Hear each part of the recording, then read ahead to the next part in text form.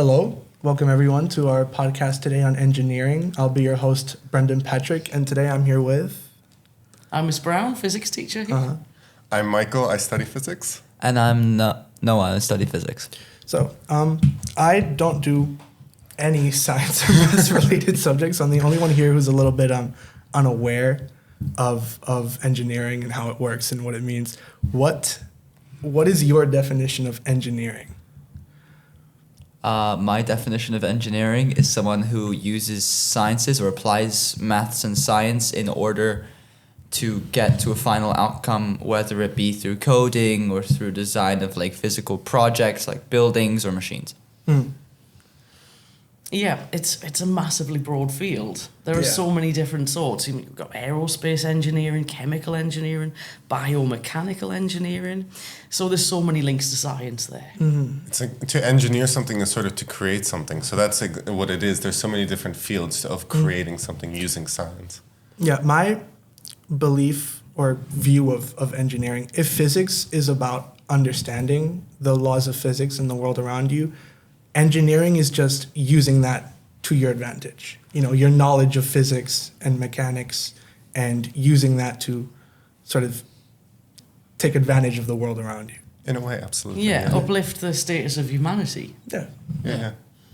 How does, engineering interest you personally? Like what personal ties do you have with engineering? Okay, I want to study civil engineering, which is like buildings and stuff, buildings, bridges, roads. I don't know why. It's a calling, it's a calling that I see a bridge and I say, I want to make something like that. It's like, it's a personal, it's cool, You're building and designing something that will help people for like generations to come, because someone who couldn't cross this river can now cross this river. Mm-hmm. Yeah, it leaves a big impact. For me, maybe what I would want to do in engineering then is that I'm not exactly looking to engineering, but the people that I'd work with, I'd be working with a bunch of different types of engineers for what I'd like to do, because I'd help create a process and they would then actually make it. They'd engineer it, make it come true. Funny that you mentioned bridges there, because later on this year we're going to be studying why bridges tend to fall down certain times. So do you know what happened with the Millennium Bridge in London? Yeah. Yeah, they basically built this, and it turned out the exact frequency that people were walking across it was causing it to oscillate quite wildly, to the point that they had to close it down. Wow. And that was very embarrassing for them. And the engineers had to go back to work to find ways to improve it so it didn't actually vibrate like that. Because there was one somewhere in America, I think, that actually fell down completely because the wind blew it and actually destroyed it. It was oscillating so much. Yeah, engineering is very precise work. Yeah, you can't make a mistake. Since engineering is such a broad field and there's so much included in it, what sort of misconceptions do you think there are about engineering? That we're all nerds and stay at home and play D&D all day. No. I mean, that's true. Not about the people, about the field. I think that there are still... It's sometimes like people will think about it and they're like, oh, I'll see this video that maybe explains part of the engineering process. But there's like so many different components to getting a good bridge. Like you have to stop it from oscillating this way. You need to hold it up in the first place. You need to understand how the weight is going to be all over distributed through the bridge. And it's I think that some people actually they'll think, oh, it's not that hard to make a bridge. Like I can make one of those sculptures with toothpicks and marshmallows, but there's a lot that goes into it. Yeah, I feel like the biggest misconception when it comes to engineering is the fact that it's primarily physics dominated. It is in a lot of fields. But biomedical engineering isn't engineering, and it's not dominated by physics. It's dominated by biology, right? Yeah. And chemistry in a lot, like chemical engineering. Yeah, chemistry is... Yeah, because... in a lot of engineering, even in civil engineering or in any type of engineering, material science is chemistry, and you need to know how materials work a different way, so you need to have a good level of chemistry when studying engineering. A very specific misconception regarding civil engineering. I feel like architecture has a lot to do with that, but how much engineering do architects actually know? They know the basics. The basics. They know the basics that I need to put a pillar somewhere, but they don't actually know where to put the pillar. And that's what civil engineers do, especially civil engineers that specify like buildings. They are the ones that tell the architect, no, you can't put a pillar there. That won't work. You need to put it here instead. Then the architect is going to be like, wait a minute, I can't put it there. It won't look good. Then they have to redesign the whole thing until it works. So it's like a harmony between the two. One very big misconception that I'm victim of in engineering, I used to believe it was just about machinery, just about inventing. So whenever I thought of an engineer, I thought of a mechanic, really just a guy with a wrench. Yeah, I think that's one of the more popular ones, Yeah. or the ones that we Yeah. learn about first. What subjects do you guys think are mostly involved in, considering a path in engineering? Depends entirely on the path. So if you're really interested in, maybe helping people redesign like the human knee to make prosthetic knees to help people, then you're going to need biology, and you're also going to need a bit of physics as well. I feel like in all engineering types you need math. Yeah, That's absolutely. pretty obvious. Yeah. Yeah. And also, you need some level of physics in everything. Well, physics is everything. Yeah, Yeah. that's what physics is, the world. Yeah. Well, the universe The universe, all of it. and everything in it. How did school subjects like, math and physics influence your view on engineering, like your interest in it? I feel like there's some of the subjects like we didn't think about it as engineering. For example, we did a lot about in chemistry looking at how different petrol and gasoline is made. In a sense, that's, I guess, chemical engineering. Like you need to know how to get different materials and you learn about all these reactions. At the time, I wouldn't say I was thinking of it as engineering, but it was in a way. I feel like school has definitely shaped my perception of engineering and the way, especially that I want to do it. Because at the start of year 10, I wouldn't think for the life of me that I'd be sitting here doing a podcast on engineering. Yeah. But now I am, primarily just because I studied physics. And I enjoy physics a lot, thank you very much. That's good to hear. And so now I am sitting here doing a podcast talking about a subject I want to do at 9 in the morning. For me, because I don't do any of the maths or physics. I'm more of a words student. The only sort of engagement that I really have with engineering is through geography, because that has a lot to do with climate change and how buildings are affected by certain hazards and how to fix that. And in that way, I am very interested in engineering. It's responding to the world around you, really, and adapting to it. And that's what I think is so interesting about it. It's, like I said, taking advantage of the knowledge that you know and putting it to use to adapt to the world around you. However, there is a certain subject that I do that sort of takes away my interest in it, which is literature. And it's not just engineering specifically, it's about science in general, because I do find very interesting that there are certain things that science shouldn't discover. Frankenstein, for example, which is a novel on going too far. To what extent does science become harmful? And I think engineering can also really do that. I think that in order to understand engineering, you have to also understand that there's a balance. That when you're creating a bridge, you have to understand that there are risks involved about the bridge, and that if you're trying to protect the environment, you have to know what is going to do more good than harm. Yeah. Yeah. For certain, nowadays with the materials that you use and everything, if concrete, the amount of CO2 that's produced in the production of that, these things all need to be taken into account. Yeah. Exactly. Yeah, and also, I'm not sure if this is true or not. I heard somewhere that people who study engineering based off of rocket science, they need to take an oath to not make anything that's harmful for humanity. And then a lot of them go on to work for military companies that make missiles. So that's important to not go too far, because we've just made missiles, and that's not the best thing And that's to make. it's sad. For me, it's not just the CO2 emissions either. It's about what certain machinery does as well. Machines that cut down trees with quick efficiency. I don't know what they're called, but they grab the tree and they just slice it off like it's butter. You know, it's really harmful because obviously we need those trees. We need to build houses. But at the same time, how far can we go cutting down those trees until it becomes harmful to us? Yeah, we definitely need to think more about sustainability. Yeah, But to think more on a positive note, you like music, don't you? That's a big, well, we all love music. Yeah. Yes. I think it's time to talk about the Auditorium in Manchester. So this is a really nice structure. They basically have not attached the building to the foundations. They've got it suspended on 200 identical springs.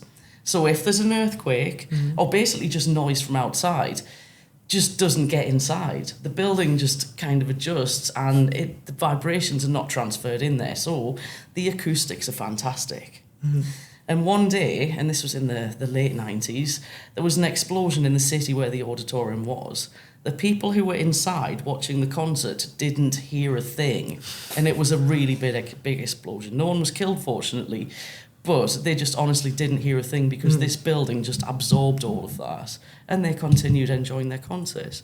Now, that's a wonderful piece of engineering. It's amazing. Yeah, another wonderful piece of engineering I can think of off the top of my head related to that, well, not related to that, but sort of related to that, is in Japan. They put pendulums in skyscrapers to Yes. stop earthquakes from toppling them over. Because if it leans too far, the pendulum like sort of adjusts the building center of mass so it doesn't topple. And I think that's also like really cool and interesting and now positive because building's not going to fall down. We looked at the pendulum actually in geography, and we also looked at these plates that they would put under buildings where if it shakes, it regulates it. So it's not just a pendulum swinging to regulate the shaking of the building. It's the structure of it, the base, the foundation of it, that prevents it from shaking too much, which of course leads to the building toppling over. That's a real danger behind. Yeah. And there's lots of like calculations and preparation and figuring out the materials. A lot of engineering went behind that. A lot of great people worked together to make that happen, which is amazing. I think it's great teamwork. On that note, actually, how do you see physics connecting to all the different fields of engineering? I mean, like Ms. Brown said earlier, physics is the whole universe. It's going to connect in whichever real life scenario you want to find a way. But in year 12, we do quite a lot of experiments where we go and find things like the young modulus of material and, practicing things that you would then go on and actually apply in an engineering career. Yeah, we looked at a lot of those different, like the properties of the different materials, which is useful when you're trying to decide what you want to use for what purpose. So that's good. So whenever you're using a material, you would be using physics because you need to know the properties of the material, and that comes from physics. And in engineering, besides like software engineering, everything's using materials because you need, it's in essence making something. And that's why you need chemistry, right? As well, yeah. Yes, chemistry is also needed. What's been the most sort of challenging topic that you've done so far in any engineering related subject? Oh, M1. M1. Mechanics one. Mechanics in one. general? Yeah, last year was tough. This year, it's going better this year than last year, I'd say. Yeah. It's very interesting topics, and like, however, I do think that at the end of the day, even the harder ones, like those are the ones that you want to understand more, and it does become very interesting. So even though those topics were difficult, I did have a lot of focus and interest in them, so they made it worthwhile. Yeah, M1 is really tough, but once you get it, M2 is a breeze. It's much nicer. I'm hoping. Yeah, good luck, fingers crossed. What skills do you think students need to succeed in a path about any kind of engineering, really? Well, you need to just be fascinated by how things work and, enjoy making and doing and exploring and designing. Yeah. And you were probably one of those curious little kids at the beach that used to fill the bucket up with water and spin it round to see that it doesn't fall out. Yeah. I'd say that it's also important to keep like intuitive mind, because you need to think about like when it comes bringing back the topic of bridges for the 10th time. When you think about the bridge, you have to think about all the different things that can happen when you have a lot of people walking and they might start synchronizing. If there's a lot of wind going over, if there's a storm, if during the winters and summers it gets hotter and colder, how are you going to keep the bridge from collapsing because of all of these reasons? There has to be a way to prevent that. Yeah, I think engineering, due to name, requires ingenuity. Yeah. It's probably a given, but I also do feel like it's important to have a semblance of creativity, and especially like a grounded sense of creativity, not like the extravagant kind that like authors and musicians have, that they can create anything. It's more the grounded sense of, I need to do this with this thing, I need to make this, but I don't have enough stuff to do it. I need to think of a new way, and that sort of creativity. That kind of links back to the question from earlier about misconceptions, because for a small while I did believe that, you know, science students and math students, all it really took was memorizing the stuff. I'm seeing now that that's not it, because I've seen your maths exams. They trick you. You have to think. You have to think outside the box. It's a puzzle for you to solve, and then you need to figure out the best way or a way to do it. Yeah. Because back when I used to do, you know, the sciences in GCSE, I didn't really give it too much thought. I just looked at my textbook and said, okay, I got to memorize all this. Because I mean, you know, GCSE is. I mean, how different is it now compared to what it was before? I mean, it's more advanced and there's a lot more information in general, but it's also more creative, I'd say. It's a lot of the creative process. Yeah, it's now a big sort of push towards putting a more kind of evaluative, like deduce, assess, come to your own conclusions about a particular problem or situation. And also much more real life context nowadays. Going to you about, you know, civil engineering, how do you think they're going to sort of shape the future of cities, especially with like climate and sustainability in mind? Less roads everywhere. Less roads. I do feel in a lot of cities there's been a trend of moving roads underground, especially in the United States, and leaving more green areas, which not only help with like, I'm trying to find the word for it. It helps with the environment, obviously, and also helps with just people's general well-being, because if you live in a giant gray cube all the time, surrounded by a bunch of other gray cubes, it's nice to have some green every once in a while. Exactly. And also, I do feel like it's going to help, especially with climate change and rising sea levels. Dams, the Dutch engineers are going to be very useful, because, you know, they have experience with this sort of thing. Yeah, the stories I've heard from like the Netherlands has incredible engineers for that purposes.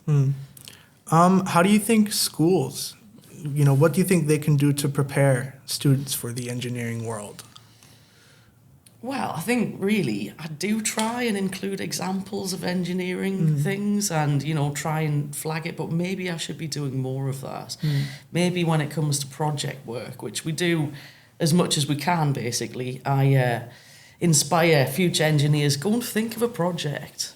Yeah. And then actually I see interesting things being brought to the table from my students as well.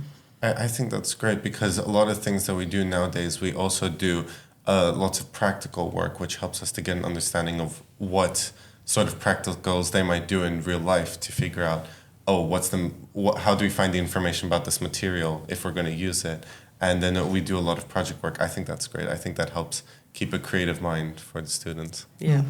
What sort of emerging fields or technologies do you think will create new kinds of engineers in the future, especially now with the insurgence of AI? Oh, It's a tough one. It's a tough one. The mind boggles. You know, I kind of have this feeling that we'll wind up where we just have, like, we don't have mobile phones or anything. We just think, and, like, the mobile phone's actually implanted. Maybe. I think one part of engineering, maybe something like a lot more in the quantum world, maybe that's something that's going to start appearing more in the future, is you've got engineers trying to manipulate and use quantum physics. I feel like it's better to understand it better before we actually start manipulating it. Well, then we have time to do more experiments. That's going to be our job then first. Yeah, fortunately, we're a bit more relaxed in year 13 time-wise, so... Okay.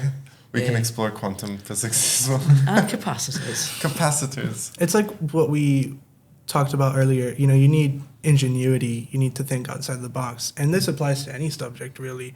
AI, especially, you know, with students, some students really grow a dependency on AI chatbots like ChatGPT. And I feel like, especially when it comes to subjects where you have to think outside the box, when you become more professional, like engineering, I feel like, do you think AI would cause a big problem for students learning that? Yeah, it is the most confident way of spreading misinformation because it makes up half the stuff it talks about. Yeah. It's like the thing is that if you use AI for a lot of your work, it does get rid of this like creativity of you thinking outside the box, and you're going to need that in future work, because when you get into even more complex things, AI isn't going to help you in your very specific field. You'll need to do it yourself. Absolutely. And if you haven't had the practice in school, in A levels and GCSE, doing it yourself, you're going to struggle. Yeah. We've already talked about a few of these, but do any of you know about any, you know, specific engineering projects that, you know, over the year or some that might happen in the future that are very sort of significant? Well, the ITER project, it's not really, it's more everything. It's the whole way aiming towards being able to use nuclear fusion as a sustainable form of energy production. And it's the dream that's always been 50 years away.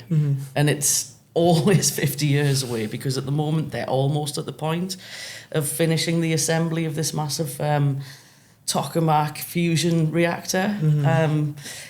And we'll see if that works. It should do, because the amount of like calculations, money and physics and huge collaboration that's gone into it, I think I'm really confident. But then if it works, then they build a power station version of it. So we're still quite a few years away, but it's a very exciting time to see what's going to happen with that. It's very exciting. And in order to build that, they've had a whole bunch of different types of engineers All working sorts together. of engineers, software engineers, mechanical engineers. Yeah, we could keep saying names of different types of engineers for, well, the remainder of the podcast. It's amazing what they're doing there. It's very exciting. I'm a big debater. I love debating. And I've debated a lot in the past about sustainable forms of energy. And nuclear energy comes up a lot. And usually when I'm against it, the argument that is thrown towards me is, oh, we're developing. So nuclear energy is going to be a lot easier to manage with the new technology and engineering that we have. How far do you agree with that? Well, this is an interesting one because I feel like we need to be investing more in renewables, really. That's the only real clean way of doing it. And are they really that clean, or is there more work to be done there? That's the other debate. Yeah. It's what I know that a lot of engineers and researchers are looking into as well, is that when you use nuclear fuel, you get a lot of nuclear waste, which is dangerous, but people are trying to find uses for it. So but then again, is it how sustainable is it compared to all of our renewable energy sources, the other ones we have? Is it better to just invest more in solar, photovoltaic technology and develop that, or to dig massive tunnels underground to bury radioactive waste in that will be radioactive for a very long time? I do feel it's probably a better investment to invest into renewable sources. Again, both have their downsides, and each of them, like for example, renewable aren't as efficient as nuclear in a lot of ways when it comes to power generation, and each renewable has its own disadvantages. For example, solar takes up a lot of space, wind is way too loud, but yet again, nuclear also takes up a lot of space. Because of the waste it creates. And also just the plants themselves. But I also think that everything has a use, so they will find a way to use the nuclear waste at some point. Not now, because they're still underground, but at some point. It's not just the nuclear waste that I'm worried about, it's the facilities themselves. Because in history, we've seen so many cases where these facilities have blown up. It's only been 4 times. It's just when you hear about it, you hear about it. Because if it goes wrong, it goes spectacularly wrong. Which is very rare. Which is why I'm for it, having research done into all of this nuclear energy, because if you want to prevent that, you need to know what went wrong. All of these reactors, they had some sort of malfunctions or some issues. So that's something you need to figure out, and you have to make sure you don't make that mistake again. And then there's where engineers come in again. They need to have this creative mind to think what could go wrong and therefore prepare for that. So in case if it melts down, how can we shield it from that, from like leaking all over the place? Well, if we look at the most recent one, it was Fukushima. And the cleanup of that actually is very interesting. Toshiba have built robots that they are sending into the reactor cores so they can go and map out exactly where the radioactive waste is, and then they can go and remove it and store it safely, because they can't send humans in. Although some of the robots have actually died because the radioactivity was too high. But it's important that they're doing this research and they're finding ways to clean it up, because that's also going to help us later prevent this happening in the future. Yeah, and not build nuclear power plants where you're likely to have tsunamis. That's exactly. Just to wrap things up, I have 2 more questions. What advice would you give to younger students who are thinking about a career in engineering? What would you tell them? Just do it. It's cool. Pick what sort of engineering you'd want to do, or at least do more research into the types, because I didn't know I wanted to do civil engineering until last year. I thought it'd be more mechanical engineering, because I didn't know the difference. So I do feel more research is involved, and maybe pick chemistry, because that might have been a slight thing I didn't do. Yeah. And then, like we kept saying, keep a creative mind. It's important to you might think that in art and in literature you need to have the ability to write and be creative, but you still need a different type of creativity for engineering and physics and chemistry. And what is the most exciting thing to you guys about being an engineer? Bridges.